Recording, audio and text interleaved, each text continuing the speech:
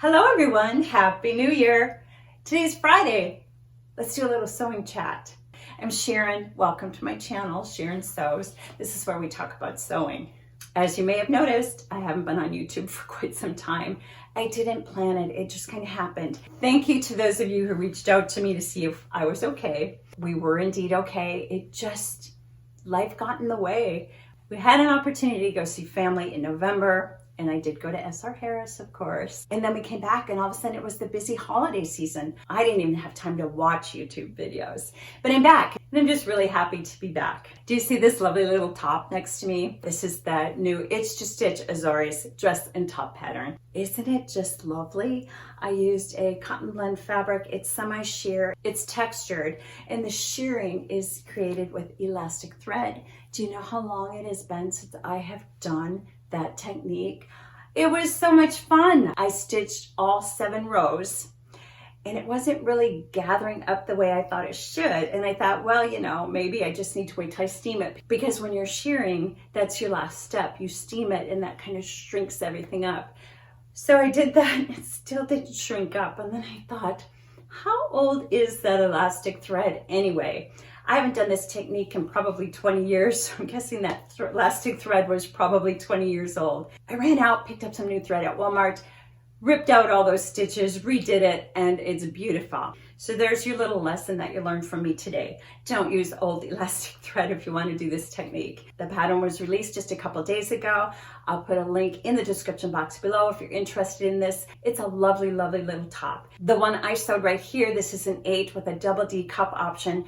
I will tell you, it's too short in the waist for me. Now, it's hard to tell because I do have a large bust, but I'm actually pretty long from here to here. And the elastic ends up hitting me about my rib cage. I keep pulling it down, but then of course, as soon as I move, it pulls back up to my rib cage. Sadly, I cannot wear this one. And I say sadly because I think it's beautiful and I love it and it looks great with jeans, but I do know somebody that I can gift it to who will love it as much as I do. How many of you are familiar with patternreview.com? They're celebrating 20 years this year, and I didn't realize until she put together a blog post that I'm one of the original members that is still writing reviews on the site. I don't do as many as I used to, but I can't believe I've been using the site for 20 years. You know, back when it started, there just wasn't anything like that on the internet, and it was a really great resource. Now, of course, there's a lot of YouTube video reviews. There's a lot more blogs. There's Instagram. There's just so many more places to find information on patterns. Go check it out if you're not familiar with it. You may have noticed that I never published the So Long for the Style Arc Logan jacket. And that's because I messed up when I was filming it. I don't know what I did, but the camera was shaking and most of the footage was not usable. I am going to do another one because I think it's just a great jacket and I'd love to have that be a resource for all of you. As some of you may recall, I'm a Bernina ambassador for 2021-2022, and I'm having a hard time getting 2022 out of my mouth. And part of being an ambassador is writing content for their We All Sew blog. My first 2 projects are done. One of them was published. One of them is still waiting to be published. Both of them are for 18-inch dolls.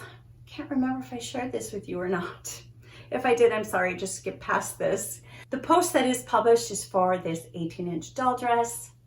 Super easy to sew, no pattern required. I've got step-by-step on the blog post along with lots of photos. The post that's waiting to be published is the same doll dress, only I did it in flannel and added lace to make it a nightgown. And to go along with it, there is a patchwork quilt for an 18-inch doll and 2 little pillows.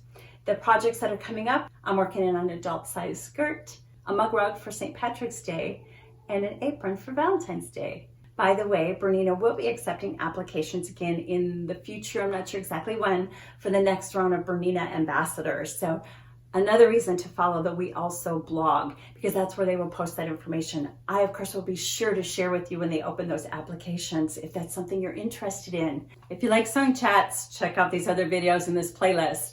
I hope you have a blessed day. Until I see you in the next video, happy sewing. Obviously, I sewed a top. The post that is published